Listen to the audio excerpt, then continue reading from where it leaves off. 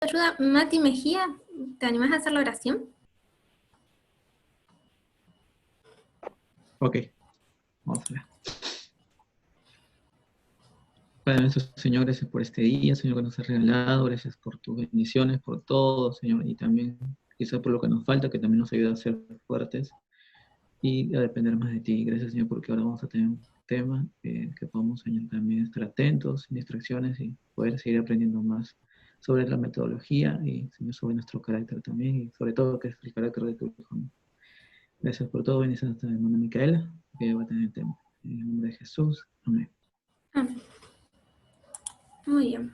A ver si me acuerdo cómo era. Acá. Bien. Vamos. No miren que les voy a spoilear un poquito. Vamos a comenzar. Hoy se nos fue acá. Acá está. Bueno, hoy lo tengo en un formato diferente. No preparé el estudio con un PowerPoint, sino que voy a usar los apuntes que tengo acá en la computadora. Necesito que me digan si pueden leer bien. Igualmente yo voy a leer en voz alta, pero espero que lo puedan ver.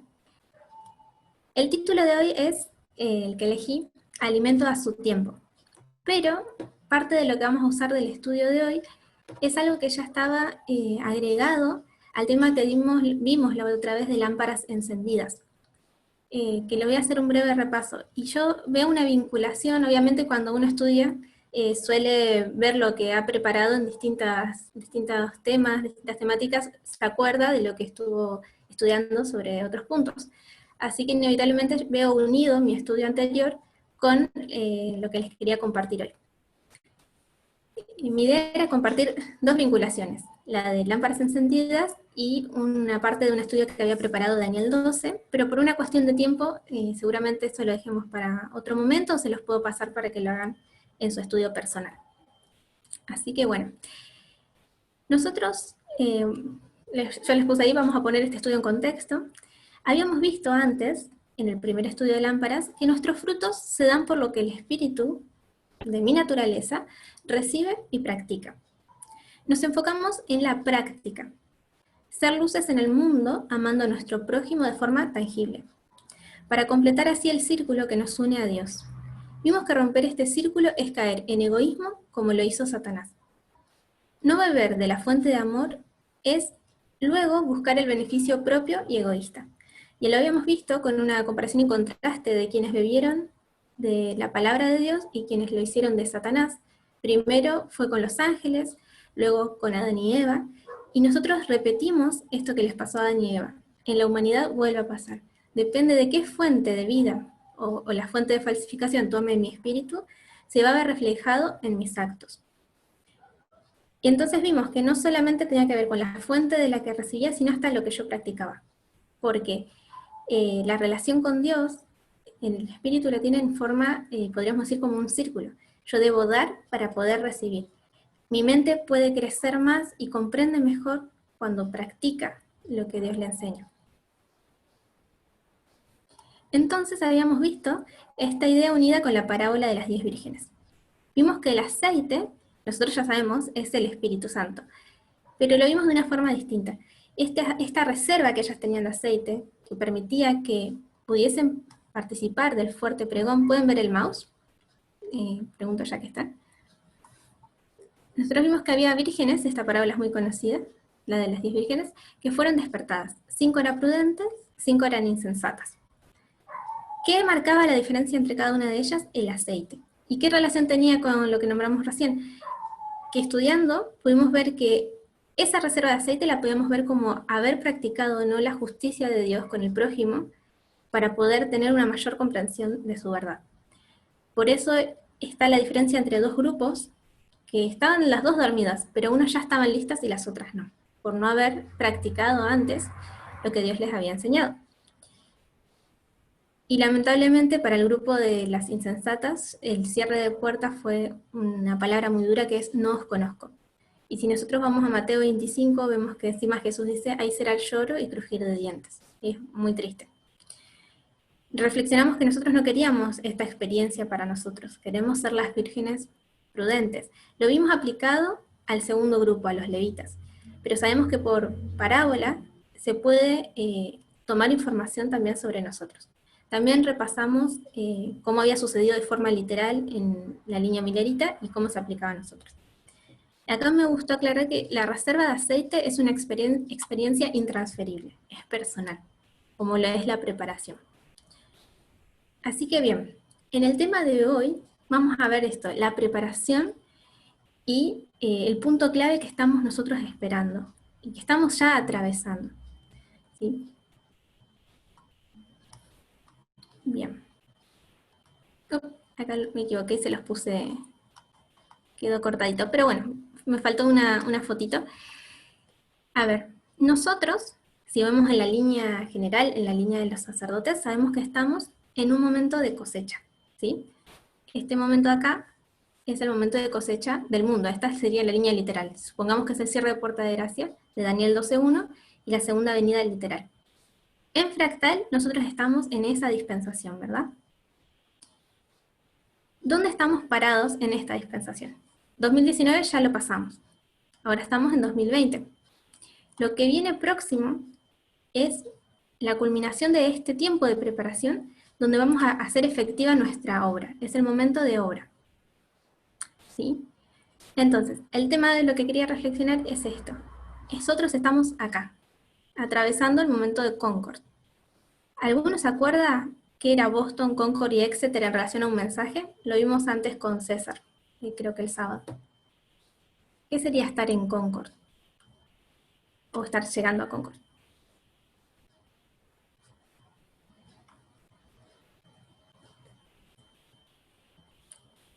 ¿Alguno se anima? Si no, les digo. Bien. El mensaje que nosotros tenemos que dar, nuestra obra, nuestro trabajo, que es acá en Panium. Perdonen, que corto una llamada.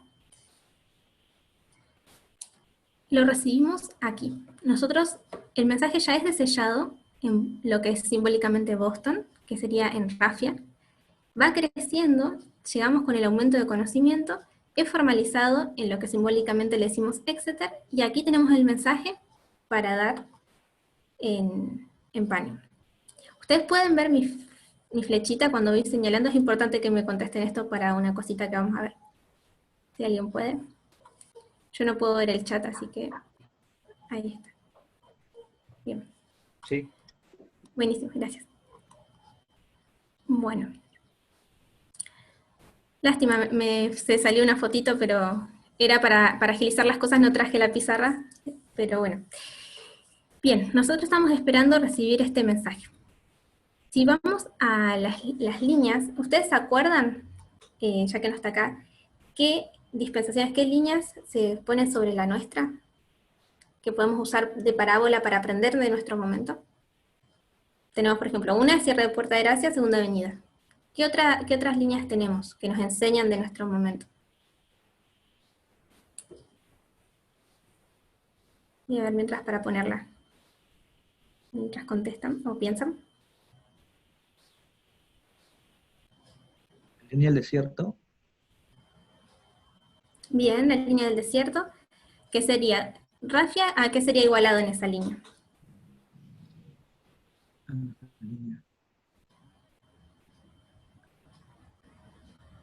Rafia. La línea del desierto, a ver. Si tienen algún apunte o algo, pueden buscar tranquilos. Yo ahora les voy a poner la imagen. Sería la entrada al desierto, ¿no? Uh-huh. ¿Qué año era? ¿Se acuerdan?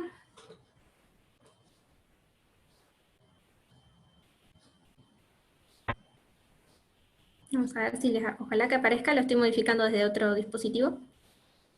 Como el año 27, un poco más. Bien, estábamos redondeando en el año 27.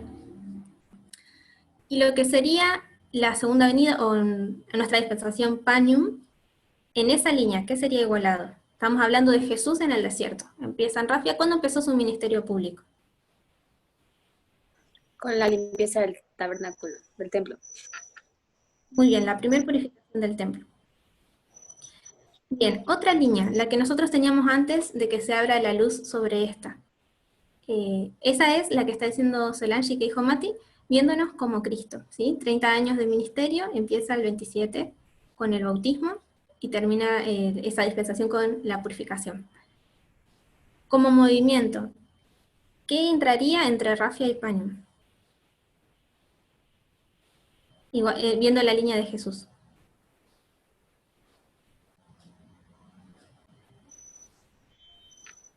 Las tentaciones y las bodas de Canaán.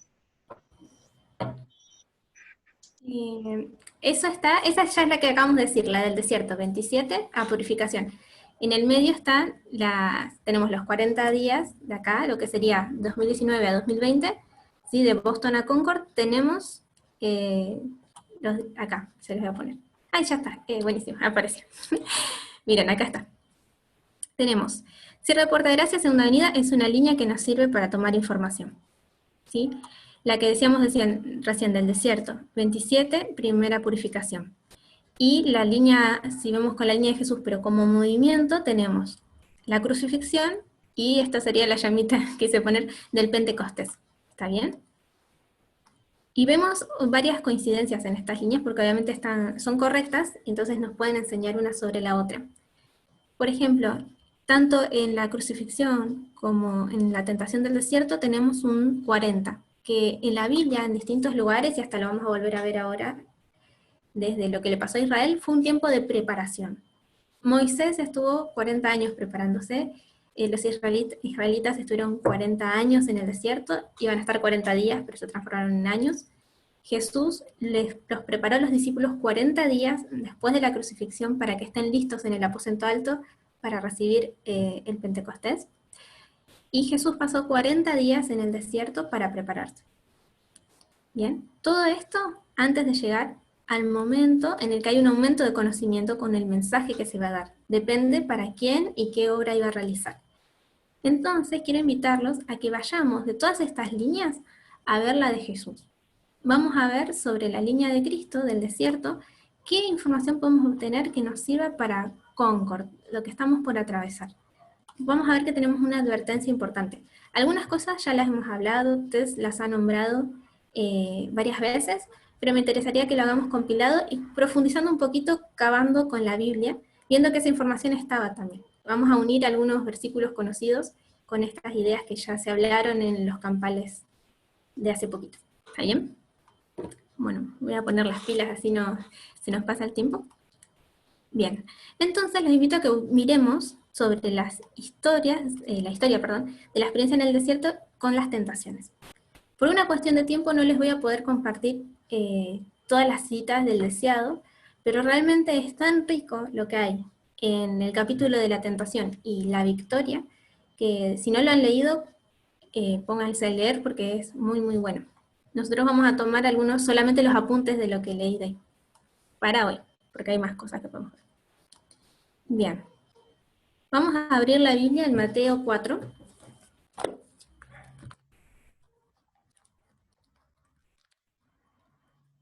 Lo tengo acá ya abierto, no me di cuenta.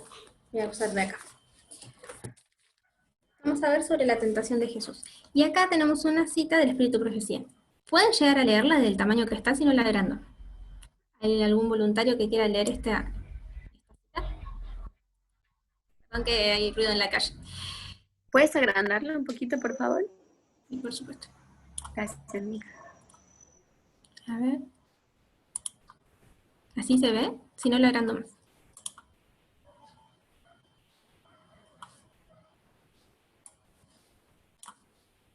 Sí, se ve. Si quieres la podemos leer. Bien. Sin querer hice un payoncito, perdón. Bien, por favor. Y Jesús, lleno de Espíritu Santo, volvió del Jordán y fue llevado por el Espíritu al desierto. Las palabras de Marcos son aún más significativas. Él dice, y luego el Espíritu le impele al desierto. Y estuvo allí en el desierto 40 días y eran tentados de Satanás. Y estaba con la fiera y no comió cosa en aquellos días. Cuando Jesús fue llevado al desierto para ser tentado, fue llevado por el Espíritu de Dios. Él no invitó a la tentación, fue al desierto para estar solo, para contemplar su misión y su obra. Por el ayuno y la oración, Debían fortalecerse para andar en la senda manchada de sangre que iba a recorrer. Pero Satanás sabía que el Salvador había ido al desierto y pensó que esa era la mejor ocasión para atacarle. Muchas gracias. Bien, entonces, ¿por qué fue Jesús al desierto? Él fue porque quería ser tentado. ¿Qué nos está diciendo la cita? Dice que fue para contemplar su misión y su obra, ¿no? Bien. Él fue para ese motivo, él sabía que se acercaba al inicio de su obra, necesitaba tiempo, pero no fue para ser tentado. Acá Elena nos dice que el Espíritu lo motivó a ir allá, y Dios sabía que iba a dejarlo que sea tentado por Satanás, porque era necesario así. Pero él voluntariamente no entró en la tentación. Nosotros no debemos entrar en la tentación. Acá es una circunstancia en que la voluntad de Dios permitió que eso sucediera, y él fue fiel a Dios, escuchó la voz del Espíritu y fue al desierto con su intención de prepararse. Bien. Y acá quería marcar, es el párrafo que le sigue. En realidad sería el 3, es el otro. El otro siguiente. A ver, esperen que lo agrando. Acá. Bien. ¿Algún voluntario quiere? Lo leo yo, así no los canso y después los hago yo. Dice. Vamos a arreglar esto. Ahí está. Desde el anuncio hecho a la serpiente en el Edén, que decía: y enemistad pondré entre ti y la mujer, y entre tu simiente y la simiente suya, Satanás sabía que no ejercía dominio absoluto sobre el mundo. Veía en los hombres la obra de un poder que resistía su autoridad. Con intenso interés consideró los sacrificios ofrecidos por Adán y sus hijos. En esta ceremonia discernía el símbolo de la comunión entre la tierra y el cielo. Se dedicó a interceptar esta comunión. Representó falsamente a Dios, así como los ritos que señalaban al Salvador. Los hombres fueron inducidos a temer a Dios como un ser que se deleitaba en la destrucción. Los sacrificios que debían revelar su amor eran ofrecidos únicamente para apaciguar su ira. Satanás excitaba las malas pasiones de los hombres a fin de asegurar su dominio sobre ellos. Cuando fue dada la palabra escrita de Dios, Satanás estudió las profecías del advenimiento del Salvador. De generación en generación, trabajó para cegar a la gente acerca de esas profecías, a fin de que rechazase a Cristo en ocasión de su venida. Bien. Acá quería hacer algunos puntos de lo que estamos nosotros por pasar. ¿Qué podemos obtener de esta información? Primero, es interesante que desde cuándo Satanás representa de forma falsa a Dios. ¿Qué sería eso? ¿Qué sería representar falsamente a Dios? Hay una palabra que usamos mucho. No sé qué les viene en mente.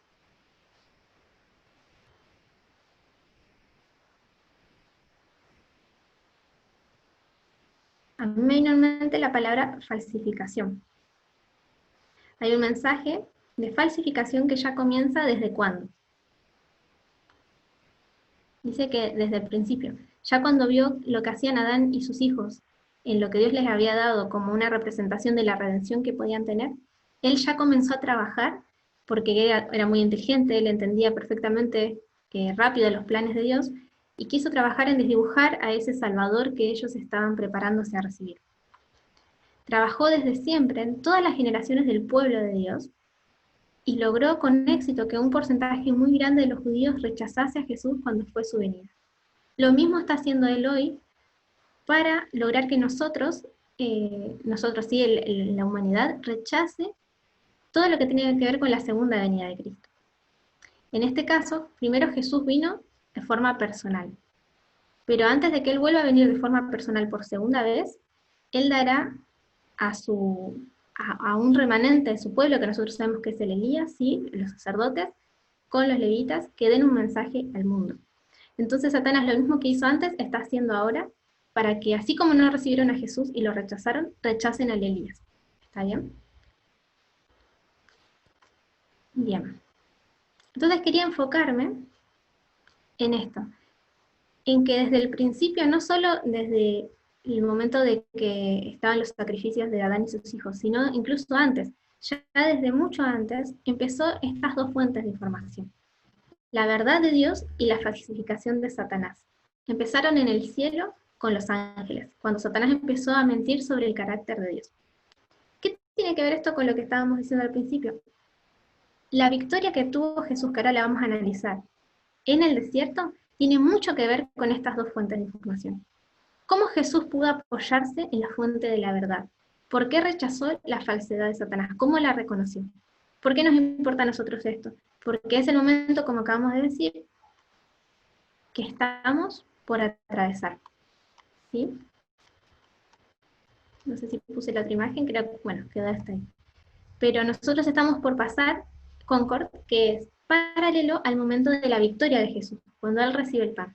Entonces, para poder tener victoria como Él, tenemos que saber por qué la tuvo. ¿Bien? Perdón que sea redundante quizás en las ideas, pero es para que se entienda el hilo del estudio. Bien, entonces vamos a ver, ¿qué estaba pasando en esta historia? Jesús estaba ahí, como dijo recién Solange, para prepararse a realizar su obra y su misión, al igual que nosotros. Él iba a introducirse en un momento de silencio y meditación, lejos de la mundanalidad y las distracciones, igual que lo que nosotros hemos comprendido que tenemos que hacer ahora. Por voluntad del Espíritu Santo era necesario que Él sea tentado al extremo, en todo lo que Adán y por ende nosotros fallamos frente al enemigo. Él iba a vencer, Cristo, con sus facultades superiores el dominio de las inferiores. Él iba a demostrar que era posible restaurar esa imagen del hombre que había caído, en su versión original santa. ¿Sí? El hombre tenía una forma, una naturaleza, que fue pervertida gracias a darle acceso a Satanás de hacer eso con el pecado.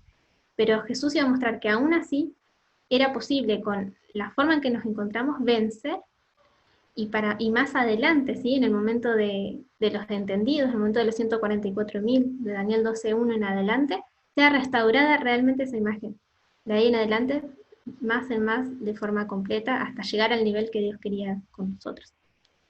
¿Se entiende hasta ahora? Si alguno tiene alguna consulta, puede hacerla, ¿sí? Bien. Claro. Buenísimo. Voy a ponerles esta un poquito más grande para que algún voluntario mientras pueda pasar el que quiera leer. ¿Qué tiene que ver? Nosotros podríamos guiar este estudio, porque Elena dice, el aprendizaje más grande que yo puedo sacar de la historia, de la victoria de Jesús, es sobre la relación del dominio de la voluntad en las facultades superiores sobre las inferiores, ¿sí? La naturaleza del hombre. No dice exactamente todas estas palabras, pero se refiere a eso. Entonces ¿algún voluntario quiere leer esta cita? ¿Lo leo? Gracias. Hola. Desde el tiempo de Adán hasta el de Cristo, la complacencia de los deseos propios había aumentado el poder de los apetitos y pasiones, hasta que tenía un dominio casi ilimitado. Así los hombres se habían degradado y degenerado, y por sí mismos no podían vencer. Cristo venció en favor del hombre, soportando la prueba más severa. Por nuestra causa, ejerció un dominio propio más fuerte que el hambre o la misma muerte, y esta primera victoria entrañaba otros resultados de los cuales participan todos nuestros conflictos con las potestades de las tinieblas. Gracias, muchísimas gracias. Bien, entonces acá vemos que hay un claro triunfo y se trata también estas tentaciones sobre esta naturaleza del hombre, y la que es muy significativa igualmente para nosotros, porque más adelante, dentro de muy poquito, la línea que ahora la vemos sobre nosotros, dándonos información, vamos a estar pisándola. El cierre de Puerta de Gracia literal con la segunda venida. Y en ese momento vamos a tener que sostenernos de Dios y de algo muy particular que ahora les voy a recordar, si alguno no se acuerda, la parábola que vimos hace poquito en el campal. Creo que hay alguien que está haciendo una pregunta, perdón. Dice, César no escucha, pero los demás escuchan, ¿verdad? Creo que es su... Sí, se escucha bien. Gracias. Buenísimo. Bueno, volvemos. Entonces, el dominio propio y fortalecer nuestras facultades superiores que puedan estar subordinando a las inferiores, que no son malas, simplemente tienen que estar en ese orden, es clave para poder tener la victoria literal también del cierre de Puerta de Gracia a la segunda venida. Y todo esto tiene que ver incluso con, es una preparación anterior.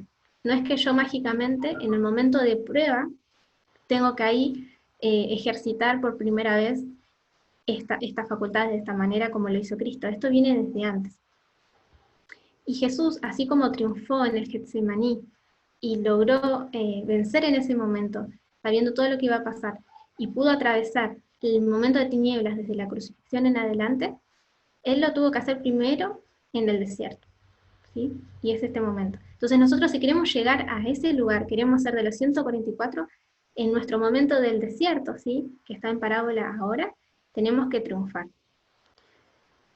Jesús demostraría que aferrados a Dios podemos vencer el poder de las tinieblas.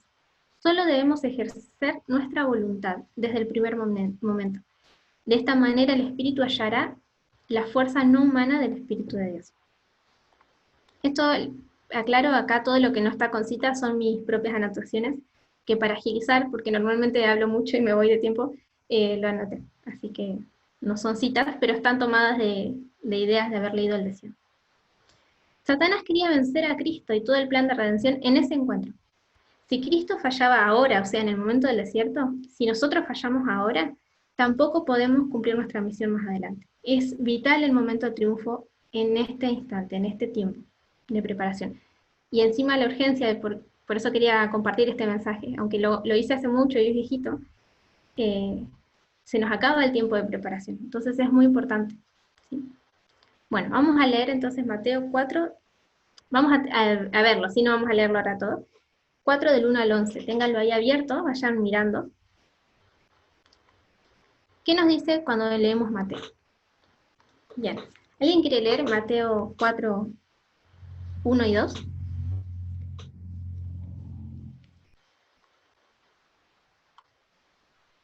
Entonces Jesús fue llevado por el Espíritu al desierto para ser tentado por el diablo, y después de haber ayunado 40 días y 40 noches, tuvo hambre. Muy bien. Entonces nos está poniendo el marco de la historia así. Después del bautismo, Jesús pasó 40 días de no comer absolutamente nada ni beber. ¿Y en qué momento es tentado Jesús? O sea, ¿qué nos está diciendo? Nos marca una línea, ¿sí? Yo pongo acá 27, sabemos que va hasta la purificación. Pasa 40 días de ayuno. ¿En qué momento empiezan estas tentaciones? La tentación con Satanás, ¿sí? Porque si leemos el 3 dice, y vino a él el tentador. Así que sabemos que después de eso vino Satanás. O sea, ¿en qué momento en la línea estaría cuando aparece Satanás? Porque él ya es tentado en realidad. Todo el momento que está en el desierto, él podría también, desde su propia mente, haber dicho quiero comer y pedirle a Dios que le dé comida antes de tiempo. Pero él soportó 40 días, comprendiendo también, porque él era sabio, que es el tiempo de preparación. Cumple ese tiempo simbólico importante. 40 días. Llegan los 40 días, ¿y quién aparece? Tiene hambre. Satanás. Y tiene hambre. Entonces, en esta línea, ¿en qué parte aparecería Satanás?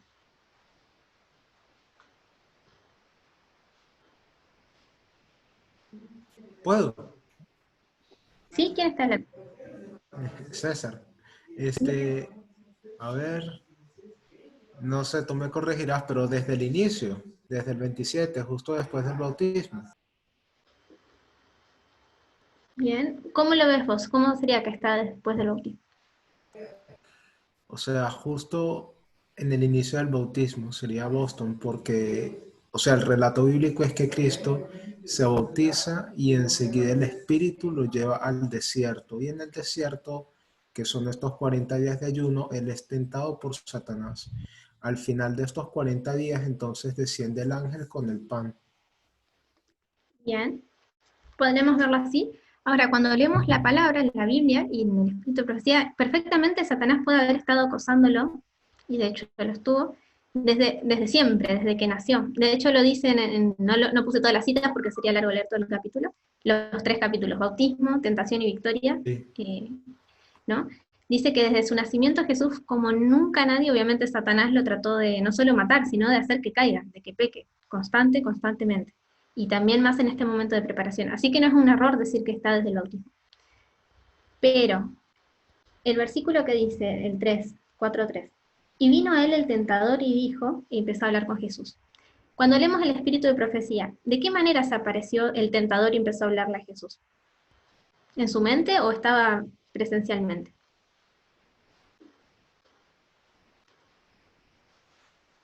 Presencial. Presencial.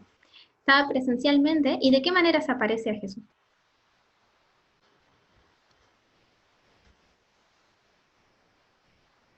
Como un ángel de luz. Como un ángel de luz.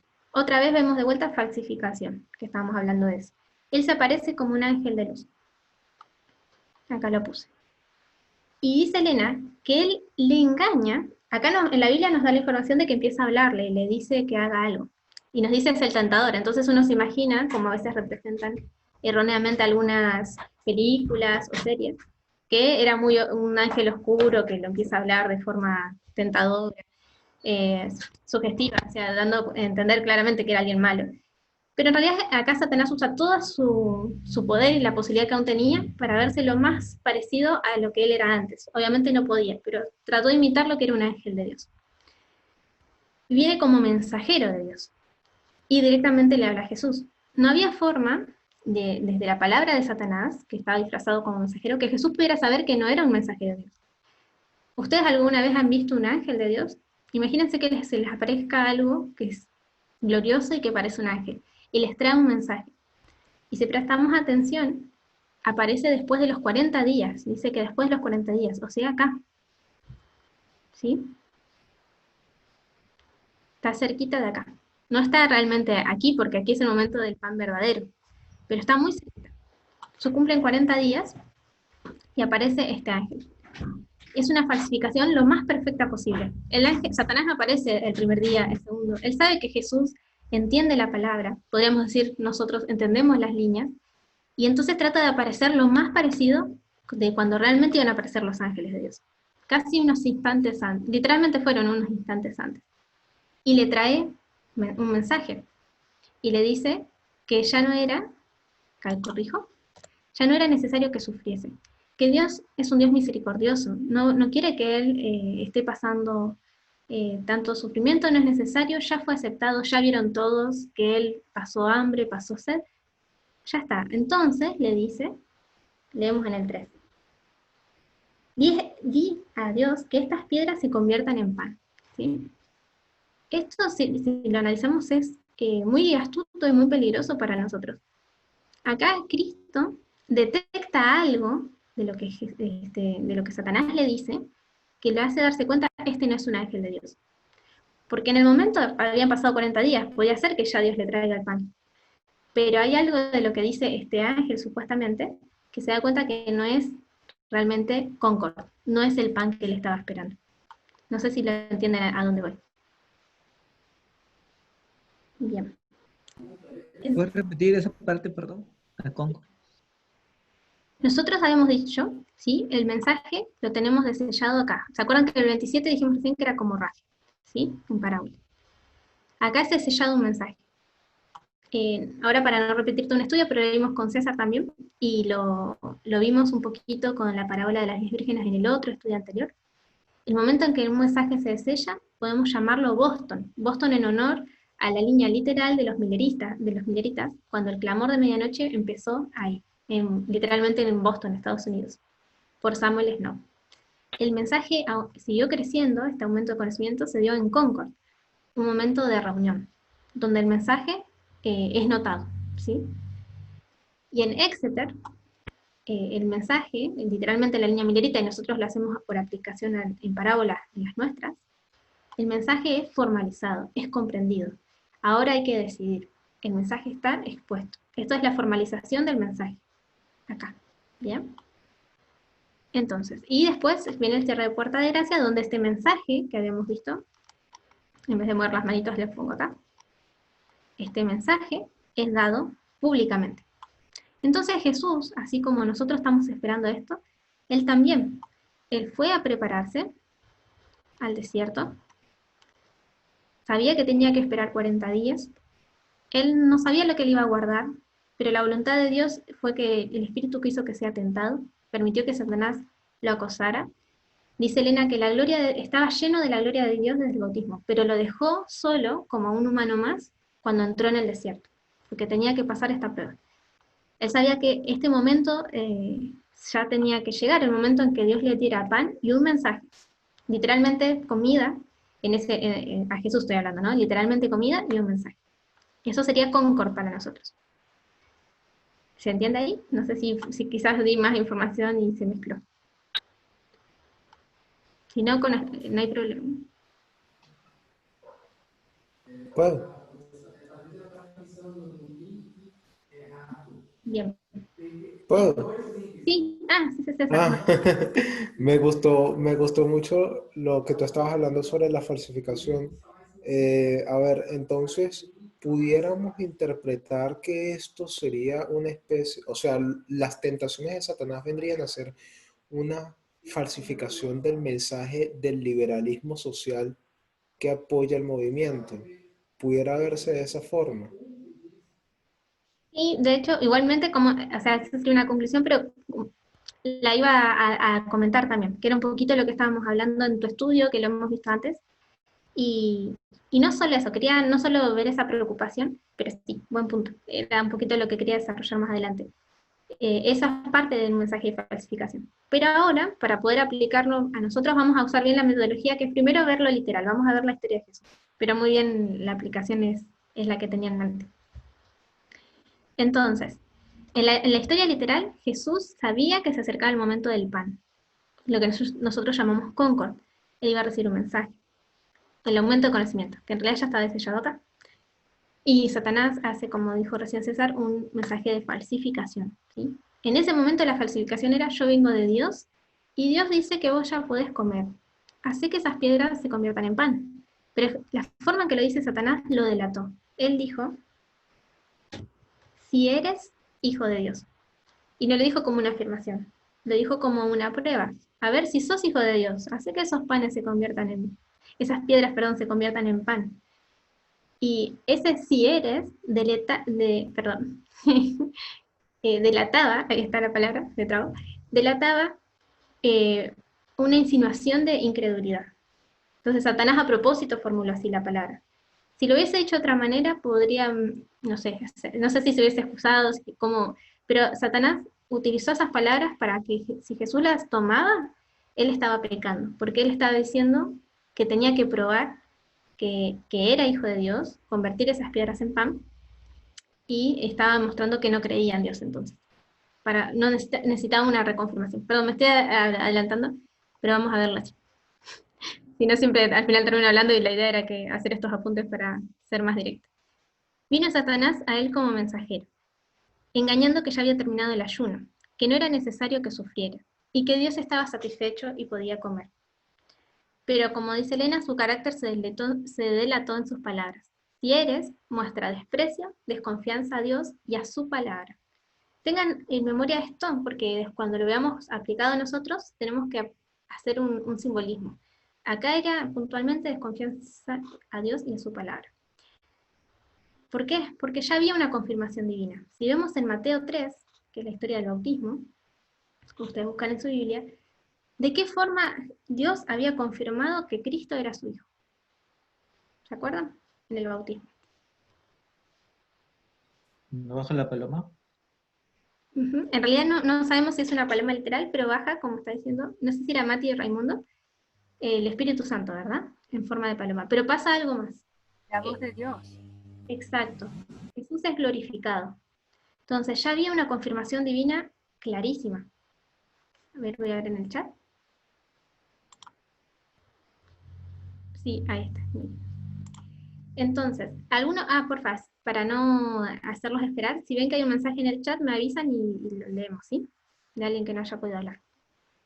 Entonces, como decía recién, no sé si era Ceci o Graciela, la voz de Dios glorificó a Cristo. Ya había una confirmación. No era necesario probar esto de vuelta. Esto era tentar a Dios. Y Jesús le contesta: escrito está, solo de pan vivirá el hombre, no solo de pan vivirá el hombre, sino de toda palabra que sale de la boca de Dios. ¿Con qué le contesta Jesús? Con un escrito está, así que ténganlo en mente esto. Bien. De acá en adelante, ¿cuántas tentaciones sufre Jesús? 3 tentaciones. Primero le dice que convierta las piedras en pan. Después usa el escrito está contra Cristo. Dice, bueno, vos usás el escrito está, yo también, porque yo soy un ángel de Dios supuestamente. Yo te voy a hablar con la palabra. Todavía sigue disfrazado de ángel y lo tienta a que se tire, a que muestre que confía en Dios.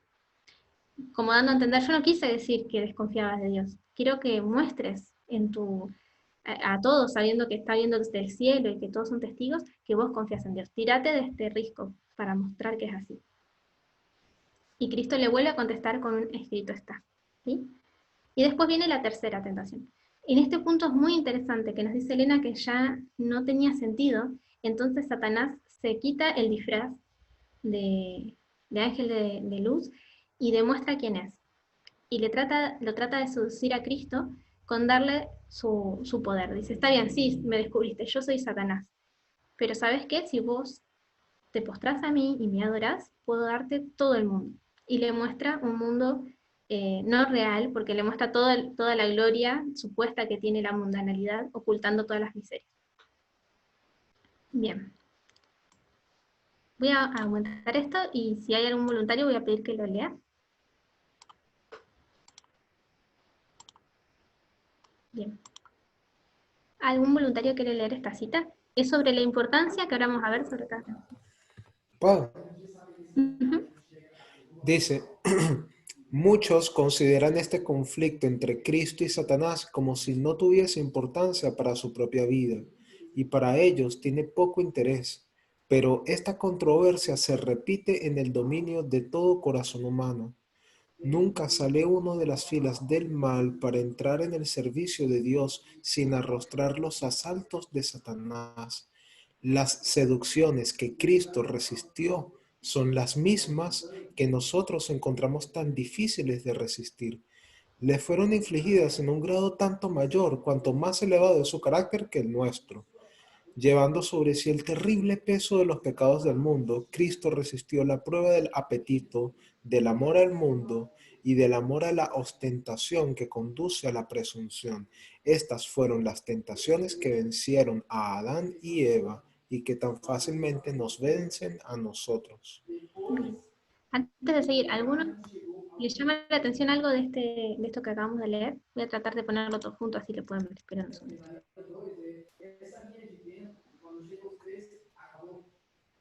Que hay un micrófono abierto y no puedo saber de quién es. Bien. Bueno, acá Lina nos dice que muchos consideran este conflicto como una mera historia, ¿sí? Como algo, qué lindo, cómo Jesús sufrió por nosotros, pero no ven que, como acabamos de recalcar muchas veces, esto aplica literalmente a nosotros, y es de suma importancia. No solo para nuestra dispensación, sino que acá Elena se centra en vencer diariamente, ¿sí? Con nuestras facultades superiores, cada tentación que pueda afectar a las inferiores. Satanás no puede tener dominio de nuestra mente, pero él logra, manipulando las cosas, tratar de afectar nuestras facultades inferiores para vencernos, que ellas pierdan el equilibrio y estén encima de las superiores. Debería ser al revés, pero lamentablemente en la humanidad generalmente están invertidas, ¿sí? Y dice que, como recalca acá, son las mismas seducciones que nosotros no podemos resistir, Cristo las tuvo que soportar. Y todas estas, increíblemente, están encerradas en 3. Entonces vemos que Cristo resistió la prueba de el apetito, el amor al mundo y la ostentación que lleva a la presunción. Acá no está en el mismo orden que la Biblia, yo lo puse como lo nombra Elena. Literalmente Elena dice esta frase, la puse con flechitas, pero es una oración. Aclaro, bueno, ahora vamos a ver lo del apetito. Pero me pareció interesante que ella las pone en otro orden. Ahora no lo vamos a analizar, pero prometo estudiarlo para ver por qué los puso de esa manera. Si a alguno se le ocurre o se da cuenta por qué, sería interesante compartirlo. Pero bien, esto vamos a hacerlo tipo repaso porque ya lo han visto los que vieron el estudio de test. La prueba del apetito, si la tomamos ahora para nosotros. Hasta acá vemos la historia de Jesús. Leemos todo y vemos que Jesús venció esas 3 pruebas. Bien, en parábola vamos a nuestra dispensación. ¿Cuál será la prueba del apetito?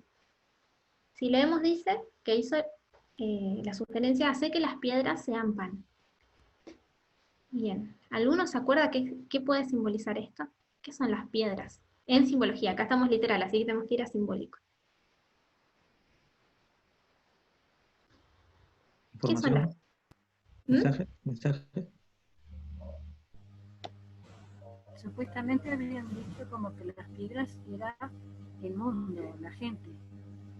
Bien, las El piedras, mundo. exacto, el mundo.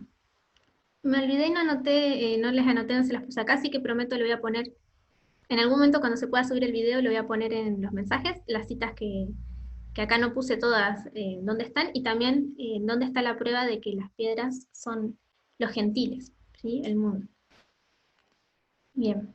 Entonces, estas piedras, si nosotros vamos a la simbología, son el mundo, los gentiles.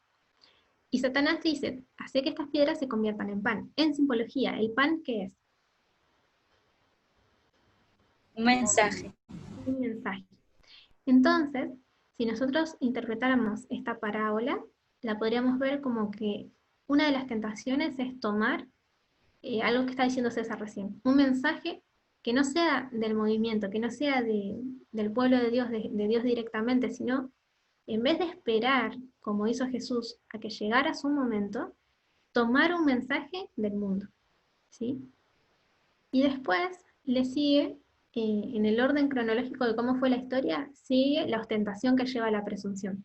Pero Elena nombra primero el amor al mundo. No me puse a detallarlo porque no lo escribí acá, pero lo podemos nombrar más fácil. El amor al mundo, la mundanalidad, a veces uno puede tener el error de verlo como los vicios o las cosas comunes a lo que uno llama mundano, pero en realidad mundanalidad es todo lo que no tiene que ver con lo que Dios había pensado para nosotros. Acá estamos hablando de mundo como algo que simboliza el reino de Satanás, ¿sí? Sus frutos. Si ustedes se acuerdan el estudio que hicimos antes de lámparas encendidas, este reino de Satanás tiene frutos por haber comido de él directamente. Son frutos de ser, ¿se acuerdan? Tenían que ver con el carácter, egoístas, sin amor, ¿sí? No tenían amor a sí mismos ni al prójimo. Entonces, la mundanalidad no es solamente los vicios que tienen que ver por no haber dominado las facultades correctamente, sino que está relacionado con la frialdad, con el egoísmo, con la falta de amor al prójimo, ¿sí? Con despreciar a otro por ser diferente. Eso es mundanalidad también. Y si yo mantengo en mi corazón, o sea, pensando como movimiento, ideas que todavía tienen que ver con esto, estoy todavía guardando amor al mundo, ¿sí? A un reino que no es el de Dios, porque Dios nos dice que tenemos que ser de otra manera. También lo es las aspiraciones, obviamente, lo que ya todos conocen, las riquezas, la prosperidad. En vez de pensar, soy capaz de dejar todo en el altar para Dios, para su momento de obra, pase lo que pase, todavía acariciar en el corazón, tener el estilo de vida que a mí me gustaría. Poner la segunda venida como algo lejano y aspirar, no tiene nada de malo aspirar ni a casarse, a tener una mascota, a tener una casa, un estudio, una carrera, un trabajo, no son cosas malas en sí mismas. El problema es que yo no sea consciente del momento en el que estoy y tenga como meta de vida vivir, o sea, para esas cosas. Que mi meta sea tener una familia, una casa. Mi meta tiene que ser un obrero de Dios, cumplir la misión que me toca, saber quién soy. Soy sacerdote, soy levita, soy netinea. ¿Quién soy? ¿Cuándo tengo que trabajar? Que esa sea mi meta. Después lo demás, perdón, al final dice, termino hablando, pero me gustaba compartirlo. Lo demás es un regalo que Dios nos da. Imagínense que ustedes son, no sé, unos obreros, unos albañiles. Dios te da una cajita de herramientas, te da un martillo, te da lo que necesites, ¿sí? Te da cualquier cosa que se imaginen, ahora se me fueron las palabras, pero se nota que no agarro mucho las herramientas. Dios te da todas las herramientas que necesites para trabajar.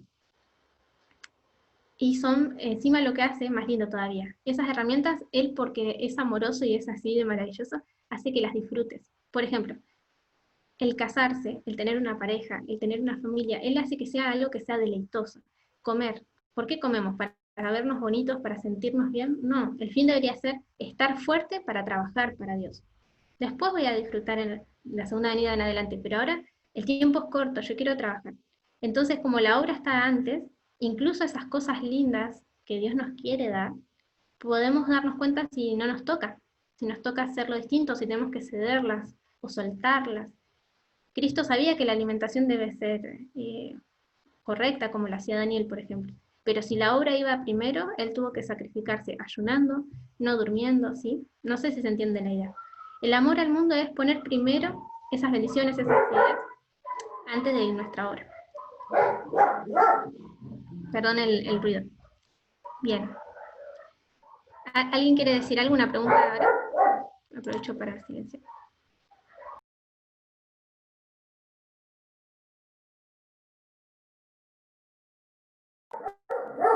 Disculpen que no tengo cómo hacer que hagan silencio los perros de los vecinos. Es lo malo de vivir en la ciudad. Bien. ¿Qué es el pan? Ya vimos, es la palabra. Entonces, Jesús vence así también sobre el amor al mundo y la presunción. Esta es mi sugerencia. Que cuando Cristo venció la primera prueba, tuvo la clave para vencer las siguientes. Bien, ahí va mi hermana a ayudarme a que no ladre el perrito. ¿Se entiende lo que acabo de decir? No sé si se escuchó por el perrito. Bien. ¿Puedes repetir, por favor? Sí, sí. Acá. Me voy a ir abajo y no me di cuenta y lo puse al revés. Lo tengo acá anotado justo. Mi sugerencia es que la respuesta de Jesús a la primera tentación encierra el secreto de la victoria sobre las demás, sobre las siguientes. Y eso nos va a dar un poquito de información y ayuda para nosotros. ¿De qué manera? A ver, vamos a cerrar primero de qué eran las tentaciones. Hablamos ya del amor al mundo, lo que era convertir las piedras en pan. Vamos con la presunción, muy brevemente. La presunción es la falsificación satánica de la fe. Esto no lo digo yo, lo dice, y es re interesante, lo dice Elena en el Deseado, así tal cual. La presunción es la falsificación satánica de la fe. ¿Por qué? Porque se aferra a las promesas de Dios para disculpar la transgresión. Toma algo que es verdadero, te dice, como todo lo que acabamos de pensar recién con el amor al mundo, por ejemplo, esas son promesas de Dios. Dios quiere que tengamos cosas buenas. Y entonces las usa para disculpar la transgresión. En cambio, si usamos una comparación y contraste, la verdadera fe se aferra a las promesas, pero para producir obediencia. Todo lo contrario. ¿Sí? ¿Se entendió este punto?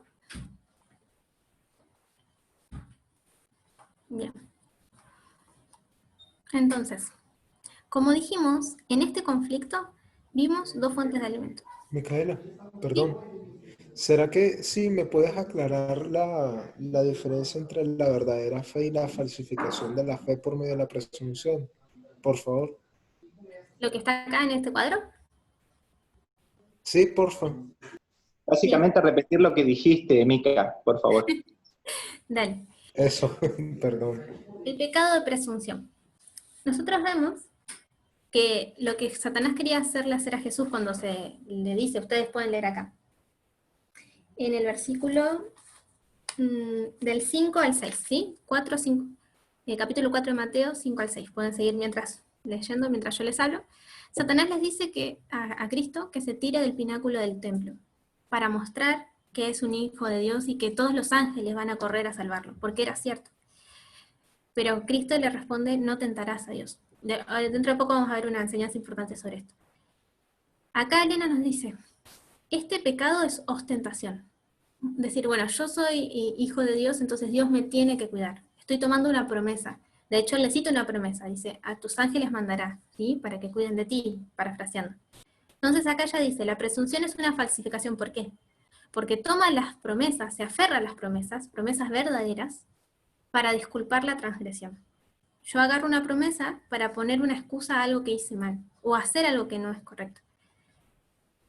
Que Dios te cuide en todos tus caminos no justifica que voluntariamente te pongas en riesgo, siendo que Dios ya te dijo que no tenés que hacer eso. O sea, podríamos buscarlo con otros versículos, pero Dios quiere que preservemos nuestra vida. Además, Cristo había sido asaltado desde su nacimiento por Satanás para que literalmente muera, y si no podía, hacerlo pecar. Entonces, Jesús, sabiendo que tenía que cuidar su vida como algo precioso, porque solo tenía que entregarla en la cruz, ¿iba a arriesgarse a tirarse del pináculo del templo como si su vida no valiera nada? Solo por decir, pero Dios me ama. Entonces, eso es tomar una promesa y disculpar una transgresión. Porque si él hubiese hecho eso, en su corazón estaba el deseo de mostrar que era hijo de Dios. Sería algo parecido a lo que pasó primero. Porque esta presunción está también en lo de las piedras y el pan.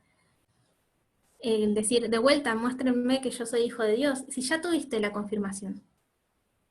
No sé si se entiende. Por ejemplo, en un testimonio, perdón, ¿querías hablar, César? No, no, no, que estoy captando ahora sí, gracias. Ah, bueno, listo, así no hablo tanto. Perdón, ¿sabés que del principio cuando hablaste de esto, se me vino una figura de, de que hasta la testificación puede ser una piedra de tropiezo? Porque de alguna manera lo que él estaba diciendo es, bueno, testificá, y cómo hasta en esas cosas que son tan preciosas puede haber un riesgo de caer, ¿no? Exacto. Porque no es el problema, por eso ese es el tema. Yo puedo tomar algo bueno, incluso algo que tengo que hacer, pero ¿cuál es la motivación de mi corazón? Hay gente que hace buenas obras, pero ¿cuál es su motivación del corazón? Los fariseos hacían buenas obras, digamos, algunas veces visiblemente, pero ¿cuál era su motivación? No, no quiere decir que... Egoístas. Exacto, egoístas. Y esto hubiese sido egoísta, hubiese sido, quiero satisfacer mi propio ego, demostrar y recordarme cómo Dios me ama. Eso sería haberse tirado del pináculo. Y eso es tentar a Dios, tentarlo en... Jesús nombra acá, y ahora lo vamos a ver, algo que pasó con los israelitas antes, que tentaron a Dios en ese sentido. Ah, nosotros somos tus hijos. Ya habían visto que se abrió el mar rojo, nada más y nada menos. La nube que era Cristo mismo de fuego con ellos. Y aún así querían más pruebas, supuestamente, de que eran hijos de Dios. Si ya tenían las pruebas, ¿sí? No quiere decir que Dios no te vaya a dar más bendiciones, pero bueno, tiene que ver un poquito con esto. Perdón, para no hablar tanto voy a seguir. Pero si alguno tiene algún comentario, por favor, así como hicieron recién, estuvo buenísimo. Bien, entonces el contraste es que la fe no hace eso, sino que la fe produce obediencia. Y algo muy, muy práctico para cerrarlo, lo vemos con el coronavirus. Muchos estaban haciendo una falsificación de su fe. Satanás instó a la mayoría de las iglesias protestantes, que justamente están en apostasía y no es raro que caigan en esto, a excusarse. No todas las personas, sí, hay gente de otras iglesias que se dio cuenta que eso estaba mal. Pero hemos visto pastores alentando a que la gente diga, bueno, Dios nos cuida, entonces no necesitamos ponernos barbijo, guardar distancia, ni hacer cuarentena, si Dios nos cuida. Y eso es presunción. O incluso se nos cruzó en un momento hablando con amigos, si estaba mal que la iglesia adventista cierre. ¿Por qué? ¿Qué falta de fe? Cuando fue al principio, cuando no había conciencia todavía de la pandemia, cómo iba a ser. Pero eso es presunción. No está mal cuidarse, cumplir ciertas normas que tienen que ver con algo que Dios nos manda, ¿sí? Eso es ser obediente. Por ejemplo, Dios nos dice que siempre y cuando eso no transgreda su propia ley, tenemos que ser buenos ciudadanos y cumplir las normas que se ponen en nuestra sociedad, con nuestros dirigentes políticos, siempre y cuando no sea contra la ley de Dios. Entonces, una verdadera fe toma una promesa y es obediente. Ok. Entonces, estábamos diciendo que vimos dos fuentes de información de vuelta. Verdad, falsificación. Jesús se agarra de la verdad. Satanás presenta una falsificación, que no es obvia, es muy parecida a la verdad.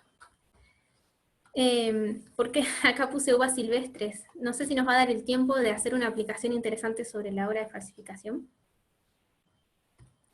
Así que me voy a detener en... no sé qué hora es, a ver, 1:07. Sí, la voy a hacer súper rapidita, pero muy rapidito. Esto es un estudio aparte en realidad, ¿sí? Lo podemos ver. Algo interesante es que, así como trabajó con Cristo, el enemigo, dando este mensaje, él ya lo hizo desde siempre con el pueblo de Dios.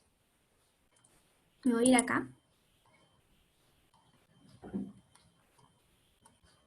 Pueden verlo, ¿verdad? Bien. Otra forma de la falsificación que hizo Satanás, y la leímos al principio, y la nombra Elena en este capítulo, es sobre la adoración.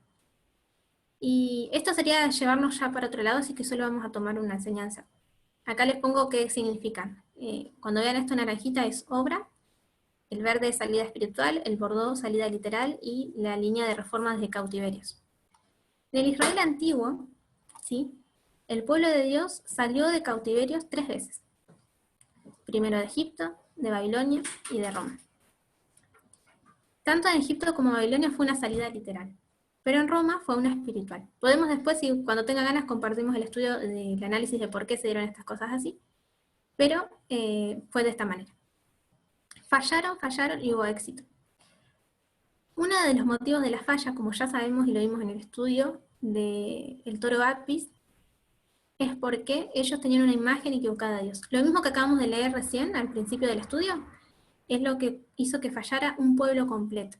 Y es lo que hizo, si bien acá es una historia de éxito, es una historia de éxito para la reforma que hubo, pero sabemos que hubo judíos, la mayoría cayó, ¿sí? ¿Y por qué cayeron? Porque tenían una imagen de Dios diferente. Ellos tomaron y bebieron de un mensaje de falsificación. Y en el Israel moderno pasa lo mismo. Falla, éxito. Éxito en la reforma que va a haber, porque Jesús va a venir por segunda vez. Se va a cumplir en esta generación. Nosotros tenemos fe en eso. Pero hay una parte del adventismo que va a apostatar. ¿Por qué? Porque tiene una imagen distorsionada de Dios. Bebe de un mensaje de falsificación. Y nosotros tenemos que aferrarnos a algo que ahora vamos a ver, a lo que se aferró Cristo, para no caer acá. Para no tomar un mensaje de falsificación. Que empieza desde que nacemos, constantemente tomamos decisiones, pero ahora particularmente estamos en parábola, en un momento de tentación crucial. Y así como se presentó Satanás con un mensaje como un ángel de Dios, falso, pero muy parecido a lo que realmente iba a suceder, va a pasar con nosotros. No es tan obvio todo, tiene que ser, lamentablemente, las pruebas son así, ¿no? No es todo tan fácil porque tiene que mostrarse lo que hay en el corazón. Realmente ya la puerta de gracia se cerró de obra de nosotros. Los frutos en realidad ya están. Pero ¿qué pasa? Es necesario para testimonio a todo el universo y para que nosotros sepamos cómo trabajar, que se muestre qué frutos había entre nosotros. Y eso se va a hacer más claro también cómo recibamos el mensaje en Concord, ¿sí?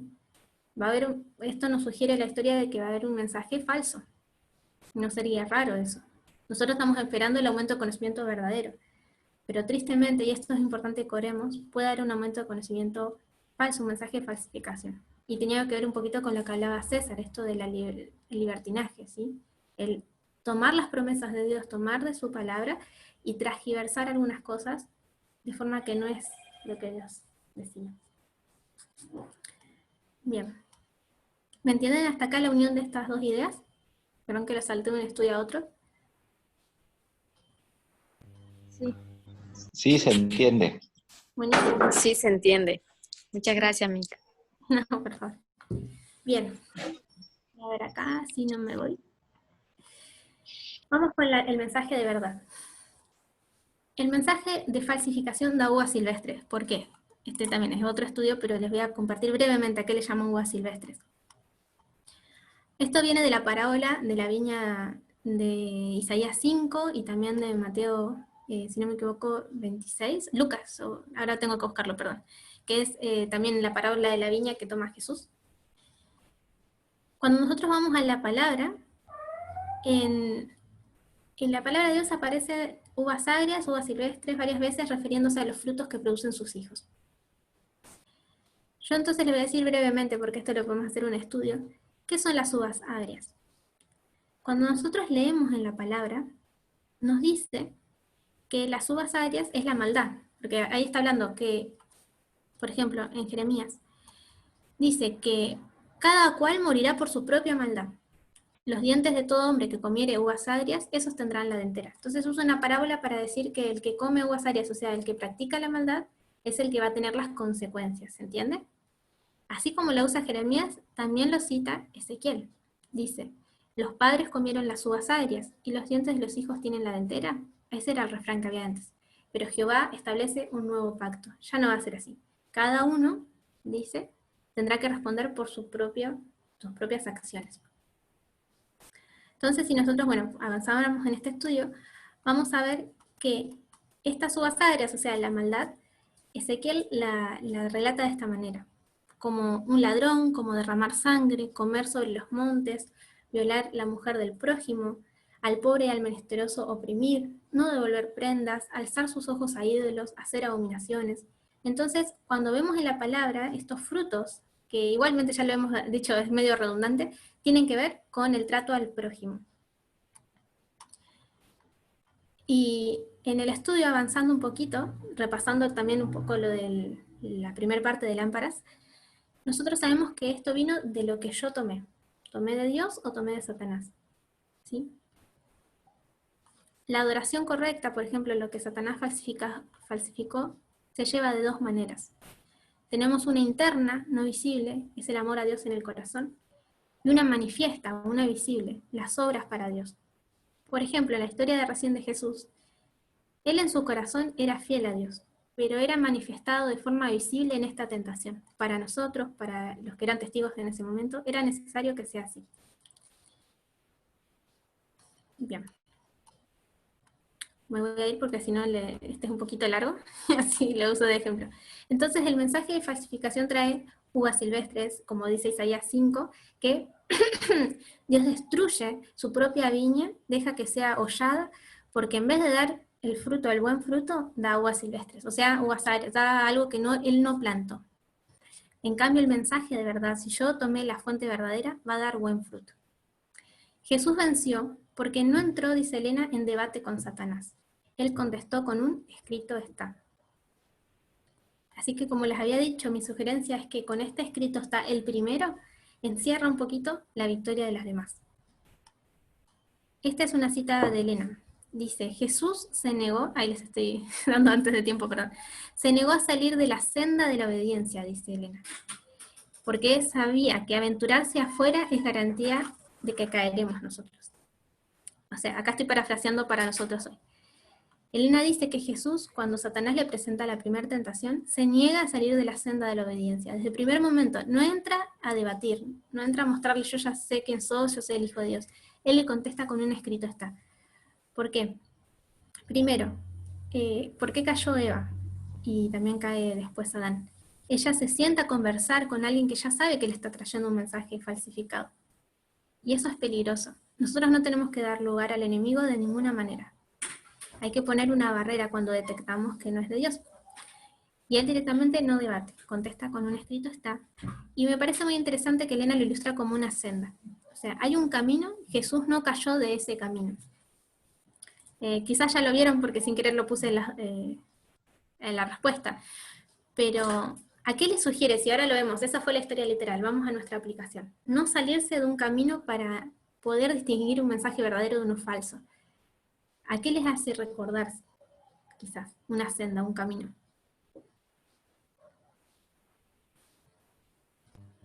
Bueno, Jesús dijo que Él era el camino. Exacto.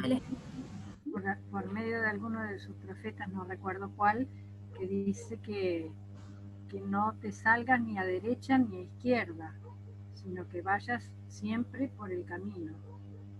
Amén, exacto. De hecho lo usé ahora para cerrar. Así es. Entonces a nuestra hermana le recordaba recién, ¿quién era el que estaba hablando? Perdón, porque yo me confundo las voces y no pude ver. Graciela. Graciela, ahí. Gracias, Graciela, exacto. Jesús es el camino, Él es el camino, la verdad y la vida. Pero también sabemos que Jesús, justamente así como en esa frase, perdón, disculpen un segundo, así pueden escuchar.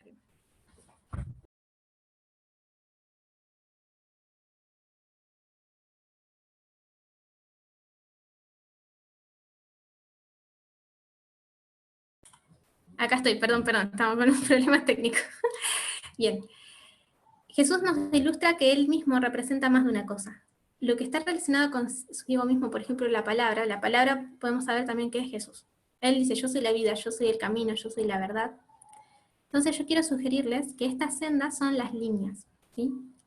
Que aventurarnos afuera de las líneas es garantía de que caeremos. Y decir esto no es una blasfemia, porque en realidad, ¿qué representa las líneas? ¿Qué representa la palabra? Nosotros no tenemos que morir esta idea en el símbolo de lo que estamos hablando, sino a lo que representa. ¿Quién nos dio esto? ¿Quién nos dio la palabra de Dios? ¿Quién nos dio la metodología que está en su palabra? Es Cristo. Acá, perdón. Cristo venció con la palabra, pero no cualquier palabra ni en cualquier momento. Por eso hoy le puse el título Alimento a su tiempo. Cuando Jesús, acá dice, post-tentación vienen los verdaderos ángeles con pan y un mensaje de Dios, Cristo primero detecta que este mensaje no era por unas pequeñas diferencias que englobaban un gran pecado. 3 veces resiste todas las tentaciones que englobaban los problemas del hombre que habían hecho que caigamos.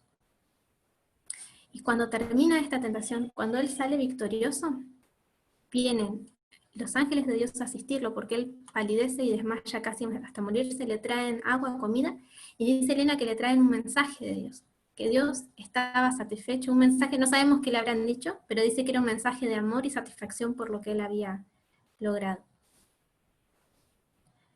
Bien, entonces, ahora vuelvo a la idea de las líneas, pero quería aclarar esto. Jesús vence de esta manera. Él usa la palabra literal, usa los versículos, ¿sí? Pero él conoce mucho más quizás de lo que nosotros vemos ahí expresado. Yo creo que él ya sabía muchas de las cosas que nosotros sabemos. De hecho, le dice a los discípulos, me gustaría decirle muchas cosas, pero no están listos para oírlas. Él cita Deuteronomio 8, del 2 al 3. Nosotros sabemos también que Jesús entendía, él nos enseñó las parábolas, él nos enseñó la metodología en realidad. Así que la palabra y la metodología son cosas que están unidas. Yo puedo tomar un escrito está y usarlo erróneamente, porque de hecho de esa manera la parte apóstata de la cristiandad justifica cosas que son de Satanás, pero si yo uso el método real de Jesús, o sea, de Dios, en su palabra, realmente estoy usando el escrito está. Entonces la metodología es la forma de leer correctamente el escrito está. Y yo quiero llevarlos a que abran su Biblia en Deuteronomio 8, del 2 al 3, que es la primera que cita Jesús. Jesús le dice, no solo de pan vivirá el hombre, sino de toda palabra que sale de la boca de Dios. ¿Alguien quiere leer Deuteronomio 8, del 2 al 3?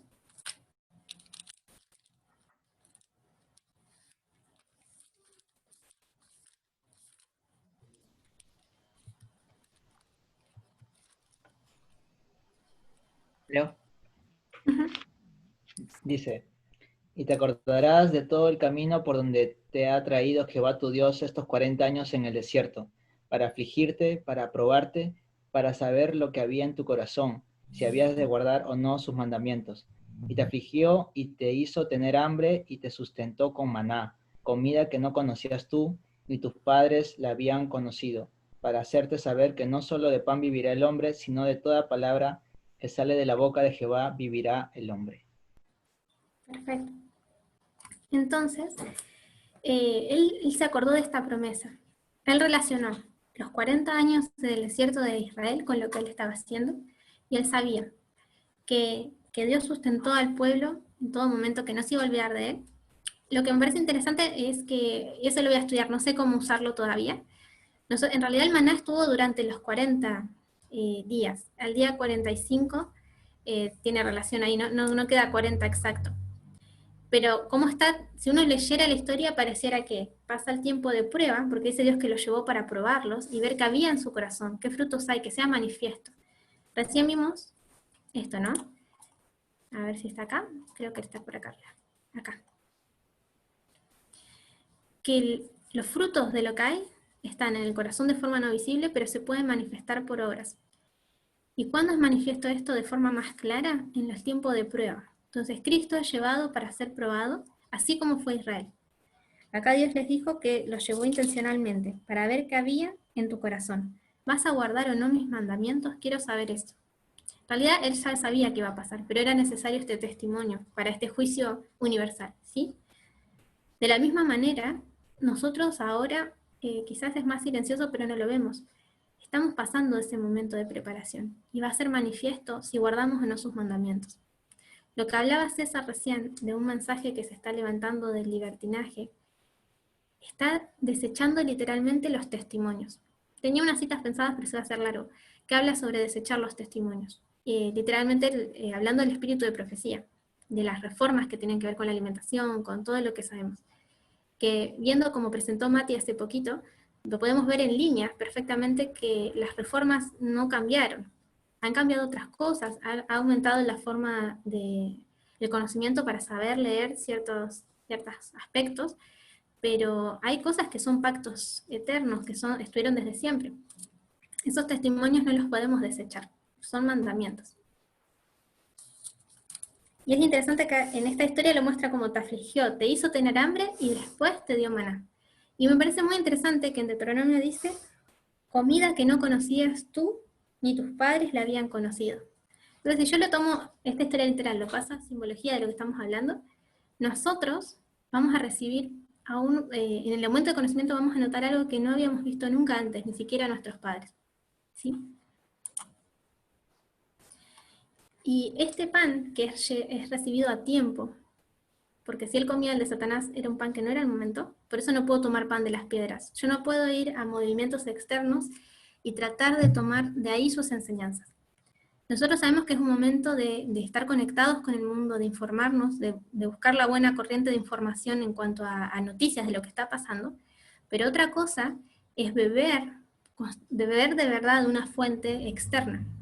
Por ejemplo, pasarme leyendo o mirando cosas que no son de lo que Dios da directamente.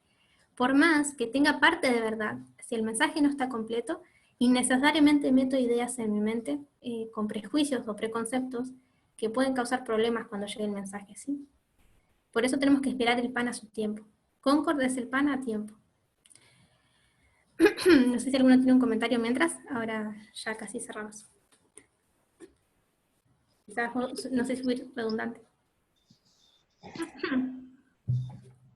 Bien. En eso, perdón, Sí. en el tema de estudiar o escuchar otro mensaje en concreto, ¿qué podría especificar? Sí, escucho bajito nomás. Si puede hablar más fuerte, si no, si los Ah, demás ya. escuchan bien. ¿Cómo se podría ejemplificar o qué, cuál sería ese mensaje incompleto a nivel práctico que podríamos escuchar o tomar? No escucho bien, perdón. ¿Podrías anotarlo en el chat, si no? No escucho, perdón. O si alguna vez la escucho, ¿podría repetirme? No, es que no se escuchaba bien, yo tampoco. Ah, bien. Creo que dijo que cuál sería el mensaje completo que deberíamos esperar. Si no me equivoco, dijo eso. Bien, nosotros tenemos que esperar el momento. Yo realmente todavía no tengo idea de cómo va a ser que se dé esto.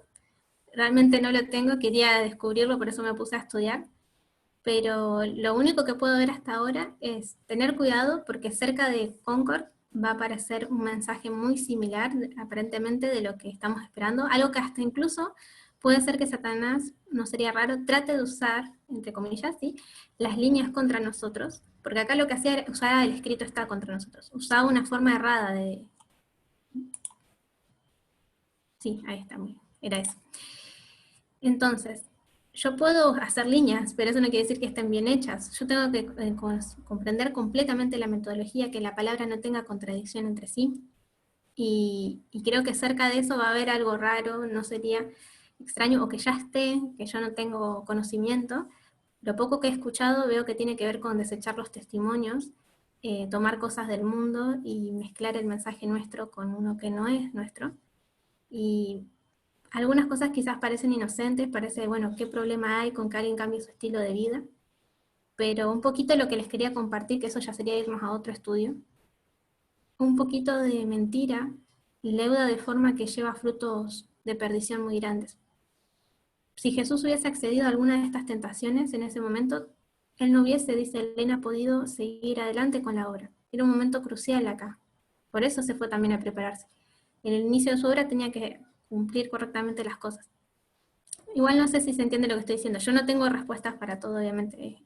No sé si entendí bien la pregunta también. Mica, un comentario.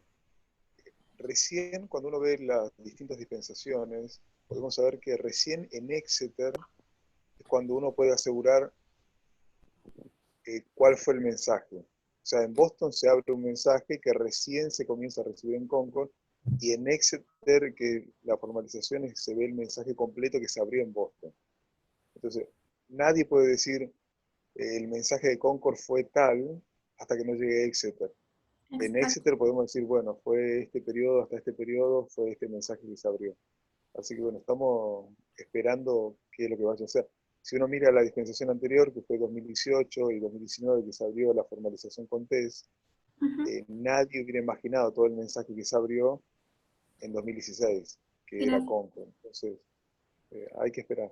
Exacto, muchas gracias. A ver, tratando de unir lo que dije, creo que lo de Mati estuvo mucho más claro porque está estructurado. Yo realmente cuando, o sea, mi persona, digo yo hablando de parte de todos, uno hablándose a sí mismo. Como dice Mati, el mensaje va a ser claro, por eso lo dijimos al principio, ¿sí? El mensaje formalizado en Exeter. Acá el mensaje es claro, todos sabemos que ese es el mensaje. Y acá se nota quién estaba listo y quién no, porque eso produce un quiebre. Volviendo de vuelta al otro estudio, lo dijimos al principio, la historia de las 10 vírgenes. Acá el clamor de medianoche reveló, que fue su formalización del mensaje para ellas, quién estaba lista y quién no, ¿sí? Pero el aumento se dio desde Boston a Concord hay un aumento de conocimiento. Acá empieza a haber mensaje, pero es en la formalización donde es clarificado. ¿Qué pasa? Esto es un periodo de cosecha, ¿sí? Yo creo que, a mi comprender, aceptar o rechazar los mensajes correctos o incorrectos tiene que ver con la preparación que había antes y lo que estemos luchando ahora. Si yo voy, por ejemplo, en vez de ir a esta dispensación, tomo esta, la de la cruz, ¿sí? Vayamos a la historia literal. Esto comparte nuestra dispensación. El momentito antes del cierre de puertas fue el Getsemaní. Acá Jesús hace un llamado que me parece muy interesante, que es velad y orad. Nosotros tenemos que estar velando y orando, leyendo, entendiendo la palabra, la metodología, para estar listos para todo lo que iba a pasar. Acá realmente este momento es donde es expuesto lo que hay, porque es la cosecha, ya hay fruto, ya hay cizaña. Acá va a ser expuesto. Y aún así tenemos que seguir, el cierre de puerta de gracia general es Daniel 12:1, nosotros tenemos que seguir velando por nuestra salvación, ¿sí? Pero lamentablemente ya hay personas que han tomado decisiones antes y se van a anotar ahora. Y muchos van a tomar un pan fuera de tiempo, van a tomar un mensaje falsificado, y debemos velar por no hacer eso. O sea, sí hay que orar y pedir a Dios para comprender la metodología, pero hay que trabajar para eso. Tengo que sentarme a estudiarlo y hacerlo correctamente. No sé si eso satisface o quieren agregar algo más o les parece que está incorrecto. Bien. Por una cuestión de tiempo vamos a dejarlo acá, pero nosotros también podíamos tomar de lo que pasó a Cristo, de lo que vamos a pasar nosotros, la línea del cierre de Puerta de Gracia y la segunda avenida literal, ¿sí? Es otra de las líneas que está junto con la nuestra. Y en este momento, y si quieren después puedo compartirles el link, hay otro estudio que hicimos de Daniel 12:1, aquí va a haber entendidos, nos dice Daniel, en Daniel 12:3. Son personas que enseñan justicia, que brillan como las estrellas del firmamento, y en contraste con ellos, cerca del momento de liberación, en el momento de liberación mejor dicho, hay una resurrección especial, y están los vivos, que son glorificados aquí, que son estos entendidos, junto con los impíos que están vivos, y también hay una resurrección especial donde son despertados a vida eterna los justos y las personas que traspasaron a Cristo. ¿De qué me sirve esto que estoy contando? Estaba reflexionando que en este momento donde va a haber un aumento de conocimiento tan importante sobre el mensaje que vamos a realizar en nuestra obra, realmente van a ser glorificados los entendidos. En parábola hay entendidos acá, que van a enseñar la justicia, van a entender el mensaje. Y va a haber personas despertadas para vida eterna. Esto me da esperanza. Yo acá quiero hacer un paréntesis. Los que son despertados estaban dormidos, y en la historia literal del cierre de Puerta de Gracia segunda avenida, pongo acá la flechita porque sería acá el momento de liberación, dice Elena que son los adventistas que estuvieron en el tercer mensaje angélico, ¿sí? Yo no sé si aquí vamos a ver personas que parecían que estaban fuera del movimiento, que en realidad desde Rafi acá tuvieron oportunidad. Estoy pensándolo a esta idea, pero no son las mismas personas santos vivos, o sea, los entendidos, los que son despertados. Es como que me señala un grupo que estaba antes, que aquí es despertado para vida eterna. Eso se los dejo porque sería para profundizar y corroborar. Es importante, estos entendidos comprenden la justicia de Dios, este mensaje. Y tiene que ver con toda la reflexión que hicimos antes sobre el fruto verdadero y el fruto de falsificación. Y para cerrar, no sé si alguien quiere decir algo antes. ¿Un comentario? Sí.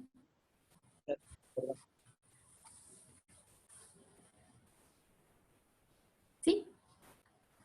No, en el chat, César puso un comentario. Ah, ok. A ver si puedo ir al chat. Me gustó la comparación y contraste entre Cristo e Israel que hiciste. Podemos ver un profeta institucional para nuestro tiempo. Profeta, ¿alguien entiende? Me gustaría que me aclare la idea de profeta institucional. ¿Sería en cuanto al El movimiento? movimiento, sí. Bien, genial. Gracias, César. Buenísimo. Bueno, para cerrar este estudio. La estructura de línea sobre línea está escondida como un tesoro en la palabra de Dios, para comprender las verdades tal como Él las diseñó.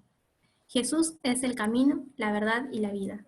Su palabra lo es también, y está trazada en forma de sendas, esta senda que Cristo no se apartó. ¿No son eso las líneas? Un camino que conduce a Cristo y lo representa. Esto no es una cita, es algo que escribí. Salmos 25, 8 al 10 dice: Bueno y recto es Jehová, por tanto, Él enseñará a los pecadores el camino, encaminará a los humildes por el juicio. Todas las sendas de Jehová son misericordia y verdad para los que guardan su pacto y sus testimonios. No abandonemos los testimonios, no rompamos el pacto. Esto se los digo a ustedes como un llamado. No salgamos de este lugar, no hagamos lo que lamentablemente algunos hermanos están haciendo, amonestémoslos con amor, oremos por ellos. El pacto y los testimonios que son eternos deben seguir siendo guardados. Y las líneas, las sendas de Jehová nos los muestran, nos protegen. No los abandonemos, no los rompamos. Andemos por el camino, en su senda trazada para nuestro cuidado. No desviemos ni a izquierda ni a derecha. Así que bueno, ese es el mensaje que quería compartirles. Si alguno tiene alguna pregunta, si no, oramos. O comentario, puede hacerlo. Bien. Muchas gracias, Mica. Muy claro. Buenísimo. Bueno, los invito a que oremos entonces. Vamos a orar. Querido Padre que estás en los cielos, gracias Señor por tu amor y tu misericordia. Gracias porque tu palabra que es viva y podemos practicarla cada vez es más deleitosa, Señor. En nuestro corazón podemos comprender cada vez más, gracias a lo que tú has, en tu infinita sabiduría, puesto no solo en tu palabra, sino que hay estructuras y diseños que has hecho en todo lo que creaste, incluso en tu palabra está, y nos ayuda a estar, Señor, a resguardo, cuidados de los engaños del enemigo. No podemos tampoco apoyarnos en lo que ya sabemos, debemos seguir escudriñando, debemos esforzarnos. Tú nos dices que debemos esforzarnos para que estés con nosotros, porque nos amas y quieres que mostremos nuestra voluntad también. Ayúdanos a cuidar, Señor, tu pacto con nosotros, a que en este momento de cosecha podamos realmente apoyarnos en tu verdad, Señor, en tus líneas, en tu metodología, en Cristo, Señor. En estas líneas que nos protegen y nos cuidan en este tiempo de angustia. Y serán vital de importancia para que pasemos, Señor, el momento de obra también. Gracias por tu amor infinito, en el nombre de Jesús. Amén. Bien. Bueno, muchas gracias a todos por estar. Gracias a ti, muy bueno, excelente.